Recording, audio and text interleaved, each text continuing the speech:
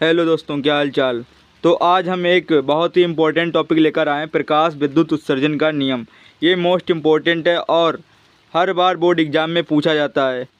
और यदि आपने ये पूरा वीडियो देख लिया तो आपके 5 नंबर पक्के हो जाएंगे और बहुत ही आसान तरीके से समझाऊंगा। तो चलिए शुरू करते हैं कि प्रकाश विद्युत उत्सर्जन का नियम कौन कौन से हैं और ये बोर्ड एग्ज़ाम में किस प्रकार से पूछा जाता है। तो चलिए शुरू करते हैं। और हाँ, ये क्लास 12 के चैप्टर नंबर 11 विकिरण तथा द्रव्य की द्वैत प्रकृति या पदार्थ की द्वैत प्रकृति चैप्टर का है और ये मोस्ट इम्पॉर्टेंट टॉपिक है। तो बिल्कुल भी आप मिस मत करना, क्योंकि ये बोर्ड एग्ज़ाम में हर बार पूछा जाता है और बहुत ही ज़्यादा मोस्ट इम्पॉर्टेंट है। तो चलिए शुरू करते हैं।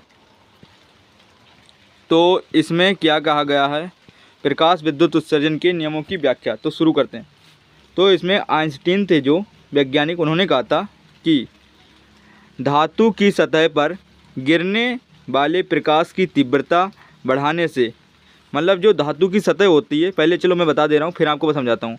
तीव्रता बढ़ाने से धातु की सतह पर प्रति सेकंड टकराने वाले फोटानों की संख्या बढ़ जाती है, जिससे इलेक्ट्रॉन के उत्सर्जन की दर बढ़ जाती है। यही प्रथम नियम है। मान लीजिए ये कोई धातु है और यदि हम इसमें प्रकाश की तीव्रता बढ़ा देंगे तब क्या होगा, जो फोटान होंगे उनकी संख्या जो होती है वो बढ़ जाती है, जिससे क्या होता है, इलेक्ट्रॉन जो होते हैं वो इलेक्ट्रॉन उत्सर्जन यानी कि इलेक्ट्रॉन निकलने की दर जो होती है वो बढ़ जाती है। यही प्रथम नियम है। चलिए अब दूसरा नियम समझते हैं। दूसरा नियम कैसा है, तो चलिए समझते हैं। तो दूसरा नियम है कि आइंस्टीन समीकरण से स्पष्ट है कि उत्सर्जित प्रकाश इलेक्ट्रॉन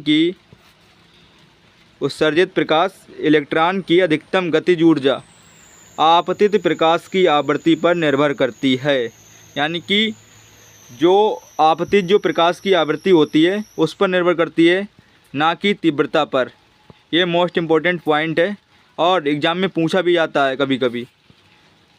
और यही द्वितीय नियम है, ठीक है, कि आइंस्टीन समीकरण से स्पष्ट है कि उत्सर्जित प्रकाश इलेक्ट्रॉन की अधिकतम गतिज ऊर्जा आपतित प्रकाश की आवृत्ति पर निर्भर करती है। यानी कि जो गतिज ऊर्जा होती है वो समानुपाती होती है आवृत्ति की, ठीक है। तो चलिए तीसरा नियम समझते हैं कौन सा है। तीसरा नियम है कि आपतित प्रकाश की आवृत्ति यानी कि न्यू बढ़ने पर धातु के पृष्ठ पर आपतित फोटान की ऊर्जा बढ़ जाती है, जिसके कारण इलेक्ट्रॉन की गतिज ऊर्जा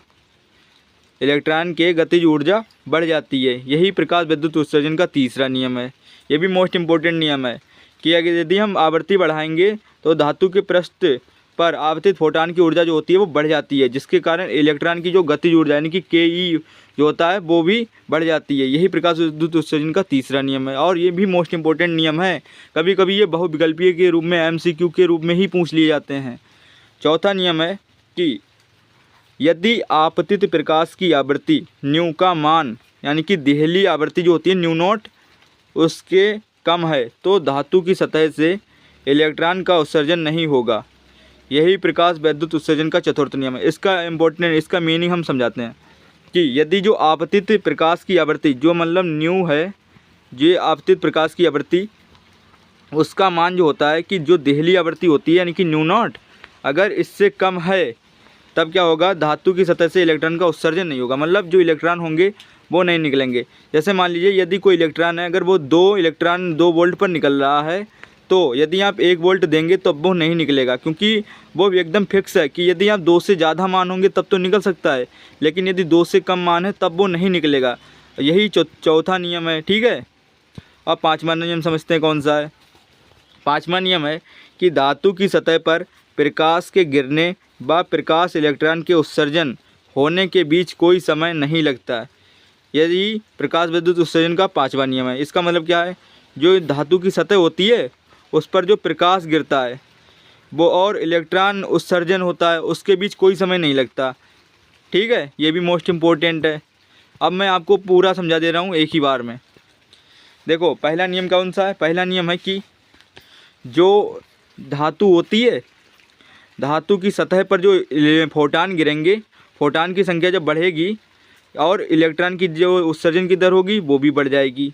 दूसरा है कि उत्सर्जित प्रकाश इलेक्ट्रॉन की अधिकतम जो गतिज ऊर्जा होगी और आपतित जो प्रकाश की आवृत्ति पर निर्भर करती है, यानी कि समानुपाती होती है आवृत्ति की, और तीव्रता पर निर्भर नहीं करती है।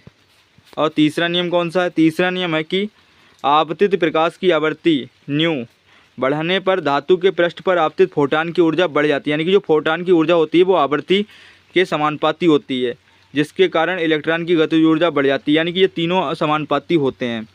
चौथा नियम है कि यदि प्रकाश की आवृत्ति और देहली आवृत्ति से कम है तो धातु की सतह से इलेक्ट्रॉन का उत्सर्जन नहीं होगा। और पांचवा नियम है कि धातु की सतह पर प्रकाश के गिरने व प्रकाश इलेक्ट्रॉन के उत्सर्जन होने के बीच कोई समय नहीं लगता, यानी कि कोई भी समय नहीं लगता है। ये भी मोस्ट इम्पोर्टेंट नियम है।